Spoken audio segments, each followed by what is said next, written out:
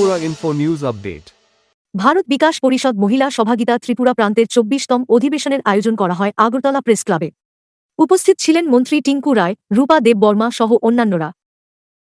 পরিষদের ত্রিপুরা শাখার এটা একটা সম্মেলন চলছে, কনফারেন্স ওনাদের প্রতি বছর নিয়ে এবারও অনুষ্ঠিত হচ্ছে। উত্তর পূর্বাঞ্চলে যিনি দায়িত্বে আছেন উনিও রয়েছেন, যার বক্তব্য ইতিমধ্যে আমরা শুনলাম।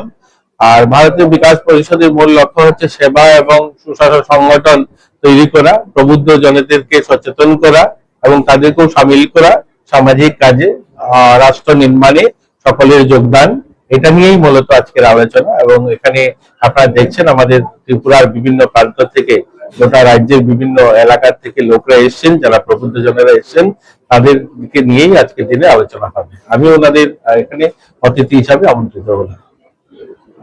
বিকাশ পরিষদ আজকে সংগঠনের প্রায় ৬০-৬৫ বছর ৬৪ বছর পুরনো সংগঠন। গোটা দেশে ওনারা কাজ করেন, বিভিন্ন সেবা কার্যে ওনারা রয়েছেন, এডুকেশনে কাজ করেন, স্বাস্থ্যতে কাজ করেন। ওনারা রক্তদান এবং স্বাস্থ্য পরিষেবা, বিভিন্ন ডিজাস্টার যখনই বন্যা বা কোনো ভূমিকম্পে ক্ষতিগ্রস্ত হয় সেখানে গিয়ে সেবা কার্যে ওনারা সামিল হন এবং দেশ নির্মাণে সহযোগ ওনারা করেন। Subscribe to Tripura Info and press the bell icon so that you never miss any latest updates and news on Tripura.